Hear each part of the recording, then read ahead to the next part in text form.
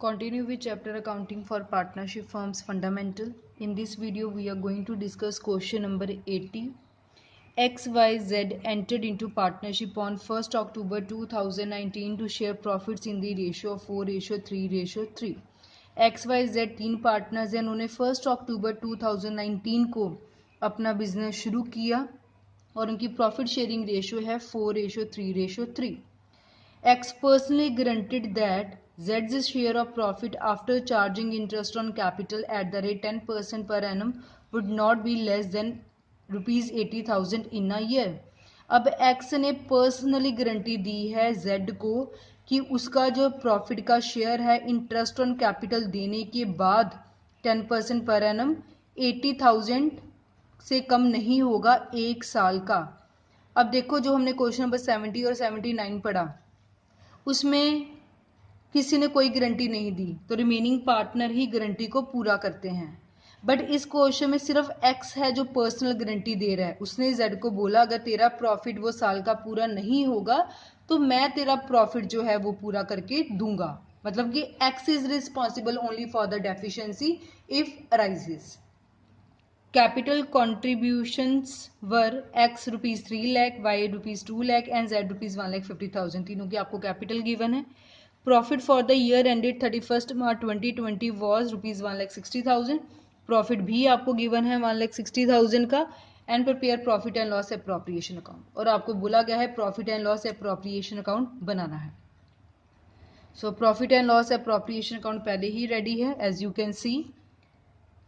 Question start करने से पहले एक इम्पॉर्टेंट बात कि इन्होंने बिजनेस शुरू किया है 1 अक्टूबर 2019 और ख़त्म हो रहा है 31 मार्च 2020.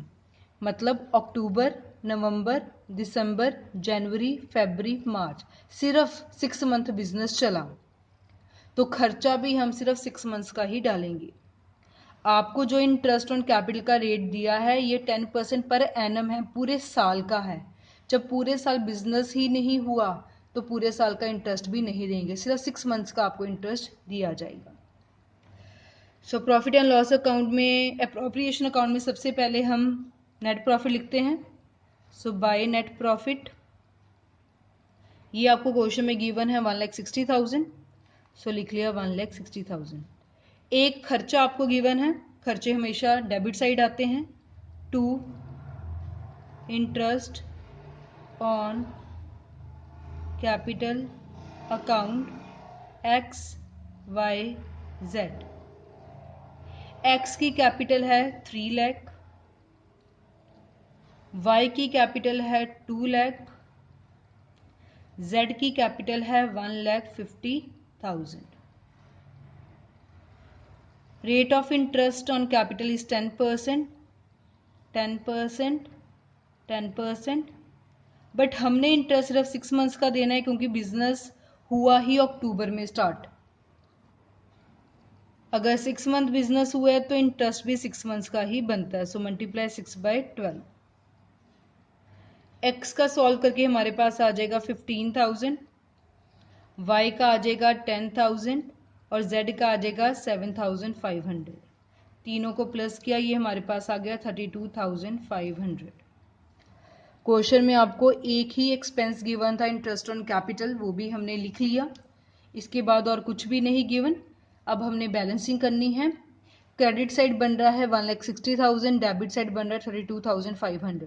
तो डेबिट साइड बैलेंस कम है. जब डेबिट साइड कम आता है तो मतलब प्रॉफिट हुआ. सो यहाँ लिख देंगे to profit transferred to X capital account,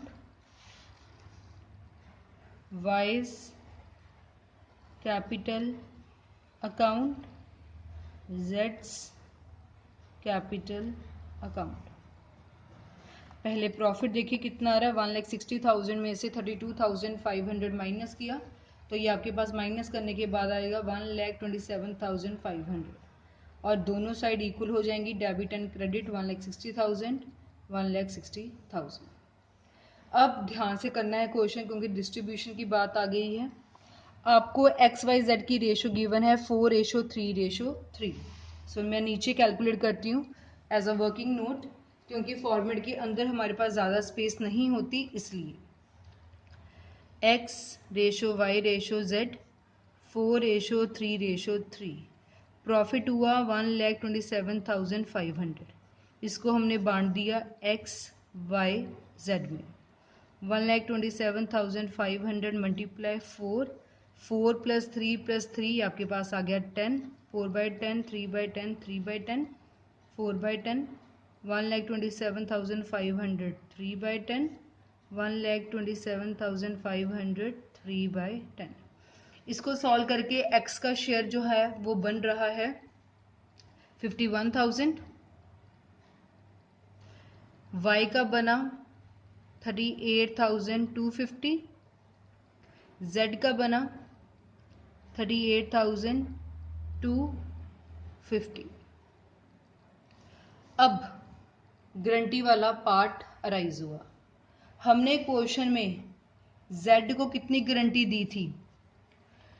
X personally guaranteed that Z's share of profit after charging interest on capital at the rate 10% per annum would not be less than rupees 80,000। X ने personally guarantee दी कि interest on capital का खर्चा डालने के बाद जो Z का profit होगा पूरे साल का वो 80,000 से कम नहीं होगा। 80,000 पूरे साल का है, बट बिजनेस हमने कितने देर किया? सिर्फ 6 मंथ। तो इस केस में हम कैसे करेंगे? Z's guarantee. अब हमने 80,000 नहीं लेकर चलना, क्योंकि 80,000 तो पूरे साल का था, बिजनेस चला सिर्फ 6 मंथ, तो पूरे साल की मतलब कि 6 मंथ की उसको गारंटी कितनी मिल गई? 40,000। Z के 6 मंथ्स की गारंटी बन गई 40,000 की, बट Z के हिस्से में प्रॉफिट कितना आ रहा है? 38,250। गारंटी बन रही है 40,000 की, मिल रहा है 38,250, मतलब डेफिशिएंसी राइज होगी। सो डेफिशिएंसी देखें, 6 मंथ्स की गारंटी बनती है 40,000, एक्चुअल में प्रॉफिट मिल रहा है 38,250, तो डेफिशिएंसी अराइज होगी 1750। अब इस डेफिशिएंसी को कौन पूरा करेगा? तो क्वेश्चन में क्लियरली मेंशन था कि जो x है वो पर्सनली गारंटी ले रहा है, मतलब जो ये प्रॉफिट 1750 कम आया है z का, इसको सिर्फ x पूरा करेगा as written in the question.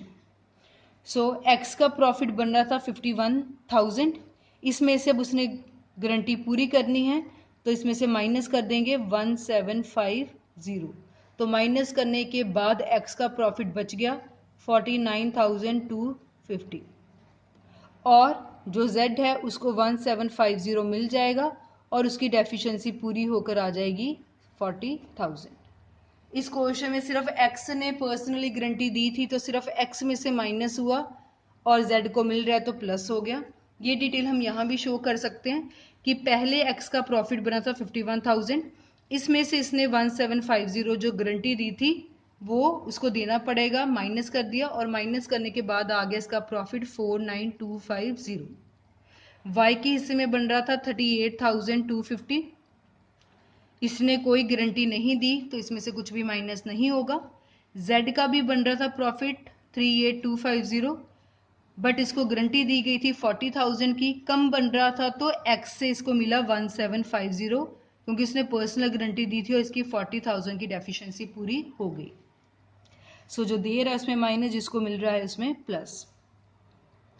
Overview कर लेते हैं इस क्वेश्चन का। आपको प्रॉफिट गिवन था, आपने प्रॉफिट लिख लिया। ये क्वेश्चन में 6 मंथ ही बिजनेस हुआ है, so interest on capital question में लिखा था कि देना है, जब हमने दिया तो हमने सिर्फ 6 मंथ्स का दिया।